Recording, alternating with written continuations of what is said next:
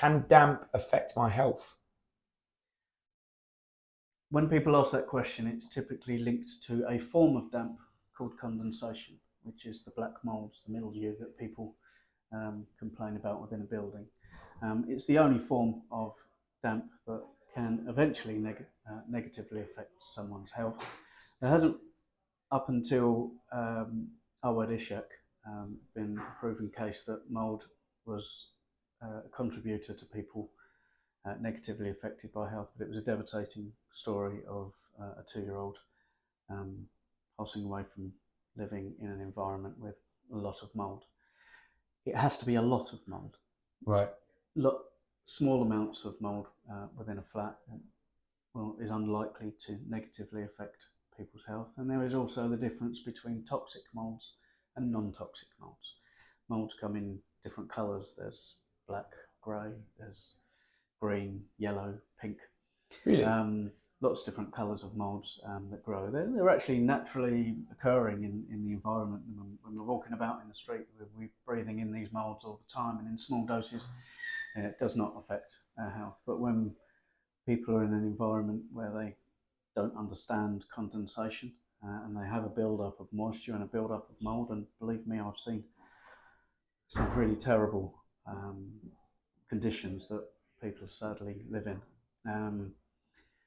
When it gets to high levels, it does negatively affect people's health. What I have noticed over 20 years of surveying buildings that have condensation, when I go into someone's dwelling that has a lot of black mould or a lot of different moulds, I notice that my nostrils start to close up, like I'm feeling like I'm getting a cold. It's just my body reacting to the mould environment, and within half an hour of me leaving, it's back open and I'm breathing fine again. Really? But imagine if you were living in that environment and that your body was always trying to restrict the amount of black mould that was coming into it. So it's obviously trying to protect you, and then you're living in an environment where you're not protecting you, or landlords, social housing, buildings that are a lot smaller, like big homes, large luxury dwellings often don't experience this because it's a much bigger environment for it to be in. But when you're in a very small environment and you're creating more moisture every day and you're not getting rid of that moisture and the mould is growing more and more and more every day, eventually it gets to a point when your body starts to try and get away from it. So yes.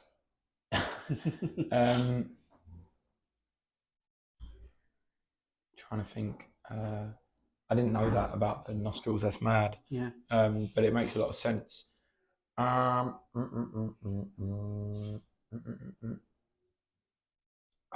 There's a few more that I wanted to touch on, but ask how much water does drying clothes? Yeah. Okay. Yeah. So that's what I mean. I want to keep it like relatable as well. So like, say I've just done a load in the washing machine, and the average, like, so a couple of t-shirts, few hoodies, some towels, underwear, goes on a drying rack and maybe on the radiator. What amount of moisture does that produce? A way to measure that is actually, I've recently bought a condensing tumble dryer instead of a regular tumble dryer. We're a family of 4 at home, creating 17 litres of moisture a day, have to do laundry every day. And what we notice is that we get through about 3 loads of washing before the condenser has to be emptied. So that's 5 litres of water for 3 loads of washing. Right. Sorry, I didn't end that. I'm actually taking that in myself. So. Okay, cool. So,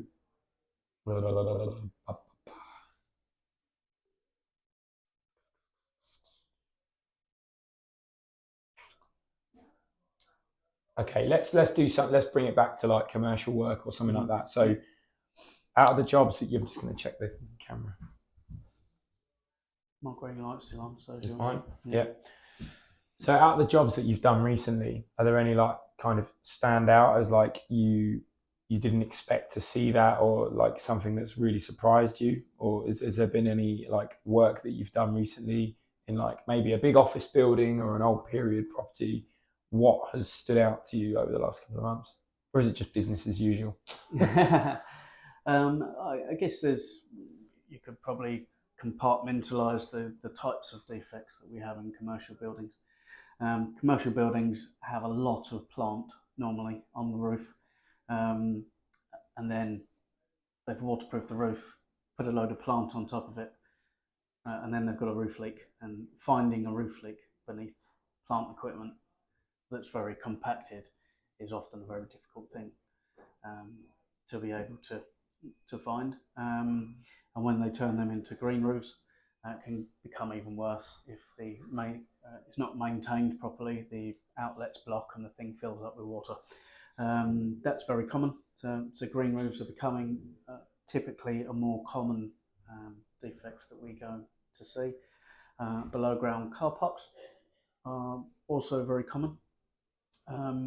Waterproofing is actually graded to what you do with the below ground building. For instance, a car is perfectly fine driving through a puddle, but you wouldn't want to sit in your living room with a puddle. So the grades of waterproofing go from grade 1, grade 2, grade 3 on that basis, on what you're using the building for. We're seeing a lot recently where buildings have been renovated into offices and shops, and it was previously an underground car park graded to a much lower level of waterproofing, and when they've done the renovation they haven't necessarily changed the lower level of waterproofing to a higher level of waterproofing, and therefore we see a lot of defects in those renovations. So it's always important when renovating a below ground building to update the waterproofing at the time of the renovation.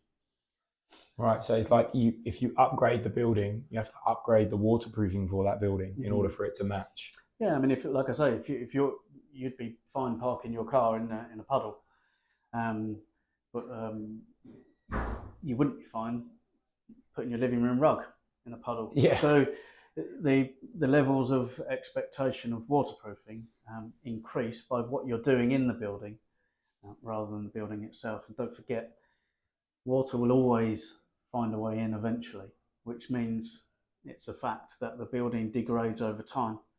So the longer the waterproofing is there, the more likely it is that it will eventually leak into the building. So when you're renovating an old building, it's important to redo that process, upgrade it to the correct level of waterproofing, and then also manage the fact that further down the line there is likely to be water there at some point. Okay. So something I just thought about, there's a video that I've got that we never really got the context from. So it was like a luxury underground gym and water was just pissing out of it. Oh, yeah. So I think if you speak on that, I could probably use that video clip over it. So I'll just say that again. So when you do that video next, if you wouldn't mind cutting the people out, can you just shorten it? I'm literally going to show the water coming out. Yeah. Because he called me up after we posted that before, and he was like, "Thank you for showing me running around in my pajamas." Whoops. He was all right with it, but I don't want to do it again. Yeah, no worries. So, I mean, one of the reasons that I love working with Crownstone is mainly because of the stuff you send me, as in like, look where I am, look how fucked this house is, basically, or something like that. So there was one video that you sent to me where it wasn't what I would describe as a leak. I would describe it as an absolute crisis, as in like water was coming out of so many areas and it really looked like a disaster in what looked like quite a luxury property. What was going on there? What was the issue? Yeah, so the contractor involved in the project had built a double-storey basement with a single storey on top, and that was the dwelling, 3 stories, 2 underground. There was a different contractor that built the 2 stories underground, and then another builder that built the story above ground. The contractor that built the basement was very good, waterproofed very well, so there wasn't any water coming in through the basement. But the basement stopped some 600-700 millimetres below the finished floor level, and then the general builder came in to build the building off of that foundation, which meant between the damp course of the main building and the top of the basement, it was just open brickwork that wasn't waterproofed, which means that water can just come through underneath, in between the damp course and the waterproofing, and then fly along what we call the deck, or the lid of the basement, if you like, concrete lid. And then in that particular video, it was coming through a service penetration where electric cables, conduits, etc., were passing through it. Just acted like the plug hole in your sink, really. Yeah. As the water came in, it just went down the hole. So, and that's what was happening in that. Right. Okay. So, what is a service penetration, and how can they be problems with water? So, service penetration means supplying a utility to the environment that in your built environment. You know, if you had a basement flat, you would still want water. You may still want gas. You would still want electricity. Everyone needs their internet these days, so you want your telephone cable, data cable, etc. Everything needs to get into the building, and it's not given overhead into the top of the building in a basement. It goes underground, and it goes into the building underground. Typically, most houses are just ground bearing. They're built off the floor, so when those services come through the foundations and into the building, it doesn't really make any difference because there isn't a basement there. But where there is a basement, it's essentially an open hole in the wall with a cable going through it into that environment. And so when the rain falls outside and it percolates down through the soil, it will eventually find that service hole and then just go in between the service hole and the cable and find its way into the building. There are many ways that we mitigate that risk these days. So we can put a waterproof patch on the outside, which blocks the hole up from the outside. We can fill the hole up so that there isn't a gap between the cable and the service penetration. There are now very clever discs that fill the hole up and are now being used to clamp the cable in place, or to prevent that water from coming through. But we often see service penetrations as an issue. Right. Okay. So 2 more things. Cool. So I just want to do lift pits. They're actually a very small basement. Mm-hmm. And then what's the number one? Not cure, but basically condensation is education, right? So helping people to know is what, yeah. So I don't know how I can ask you about lift pits. Mm-hmm. Yeah, okay. So you sent us because I'd like to pitch pit safe, which is the lift pits. We've also got drain guard. Drain guard. Yeah, okay. So I could go. You could go. What's the? Do you get many calls when floods happen? Something like that. Yeah. Would that be all right? And then I was just saying. Did many people call you when the floods happened in the West End? Right. Okay.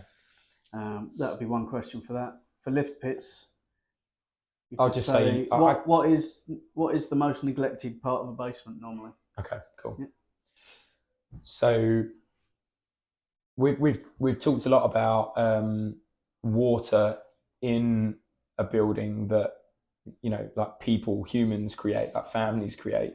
But what about like events like floods? Like a couple of years ago, there was the West End floods. Like, do you guys deal with that? Did you get a lot of calls when that happened? And how do you fix that? 'Cause that's not condensation. No, that's right. I mean, in that scenario, there was flash floods or heavy rainfall that fell over London. I seem to remember that we had about 6 months worth of rain fall in about an hour and a half. I think was the figures. That was kind of a perfect storm. The tide was up in the Thames, and a lot of people don't know, but all our rainwater system runs in through drains out into the Thames, but it has these big chambers that stores it when the tide is up, and when the tide goes down, these gates open and it lets all of the water out. However, in this scenario, there was just too much water. It filled the system up, it backed up, and people with older properties, period properties that had basements are not quite protected like modern buildings are, and so a lot of that backup of water backed up through their drains in their light wells in the street, and then filled their basements up. And because it's combined foul and water, a lot of all the older period properties, it meant that their basements were essentially filling up with sewage, which isn't very nice. We had a number of people call us, and we developed a design to prevent that from happening in the future. Because what a lot of these people had a problem with was they made their insurance claim to repair their property, but then they couldn't reinsure because it was still an unprotected part of the building. They couldn't insure their basement. They could insure everywhere else, but they couldn't insure their basement. So we've developed a design which enables or which prevents that from happening. And essentially, it's a mixture of a non-return system and a pumped system, so that in the event of a flood, it prevents the water from backing up into a building, which means that they don't get flooded with other people's sewage. But if you just have a non-return valve on its own, you then become flooded with your own sewage, which is slightly better, but still not great. Yeah. And so we have a bypass and an overflow into a pump system, which pumps the other side of the non-return valve, which then enables people to operate within that environment. And that's it's a guaranteed system to knock that sewage back up into the building. Right. And what's that called? That's called Drain Guard. Cool name. So it stops water coming in, and it also pumps water going out. Yeah. Cool. In the event of a flood. In the event of a flood. So it's not pumped all the time. Right. It's only pumped when a flood triggers the non-return valve. Cool. What would you say is the most neglected part of a building's undercarriage basement? Undercarriage. So typically the most neglected part of a basement would be a lift pit. A lift pit? Yes. Even if it's a ground-bearing building, the lift pit is still underground, so it's a very small basement. But so what is a lift pit then? So, when you came to visit me today, you got into a lift. Yeah. When a lift is on the ground floor, there's always a certain amount, typically about 1.2, 1.5 meters underneath the lift that the bottom of the lift sits in, so you get in the lift. Oh, right. There's a lot of mechanics and safety equipment underneath the lift, which is lower than the lift itself. Did not know that. Yeah. Okay. That pit is underground, so it is a very small basement. Right, and it's not visible or accessible. It doesn't often have the same care and attention, waterproofing, applied to a lift pit that you would say applied to your cinema room and your gym that you've dug underneath your nice building. Yeah, I've done that. Yeah. So the lift pit is typically neglected from a water point of view. They've always been kind of governed by the lift manufacturers that put the equipment in the lift pit, and the rules around lift pits have typically just been related to the lift itself. But it is a below ground structure, and the British standard for below ground structures say that if a basement is built in an environment that is high risk, So if there's an underground stream, it's always underwater. That you basically should be able to manage water by pumping out. Lift British standards say that you're not allowed to have a pump in a lift pit. Right. So they're counterintuitive to each other, so they don't meet each other. And the reason for that is lifts have oil. If oil falls to the bottom of the lift pit, it mixes with the water, and you pump it out, you've then contaminated water courses. So okay, yeah, I get that, yeah. So there's an environmental agency. If you're caught, you can be fined up to £1 million, which nobody wants to be fined £1 million. No. So we developed a design which can be retrofitted into bits, which meets both of the standards. So it meets the standards of oil not getting to the water, and the water not getting to the oil, and it is also pumped because it's managing the water, but then it's also waterproofed, preventing water getting into the lift shaft. We essentially put the pumps under the lift pit instead of in the lift pit, and therefore we've got away with it. Right, okay. Cool. So that's what's that called? We call that pit safe. Cool. And that's a Crownstone product? It is, yes. Awesome. Cool. If a family of 4 creates 17 litres of water a day, does that number differ whether they are in like a flat or a house? Like, does it affect the amount of water? Whether you're in a house or a flat, 17 litres of air moisture will dissipate and spread throughout the available space. So 17 litres of water created in a bedsit is quite condensed into one small space, whereas 17 litres of moisture in Buckingham Palace is very well spread out, and therefore doesn't create as much of an issue. It's called vapour pressure. It's the amount of water crammed into a small space. So basically it's worse if you live in a flat. You have to look out for it more if you're in an apartment building. Yes. It's more important to change the air in smaller residential buildings than it is in larger residential buildings. Does aircon make a difference? So if say an office has got an aircon system and that's on all day or most of the day, providing heat in the winter and then like obviously cooling things down in the summer, I'm starting to see what your answer's going to be.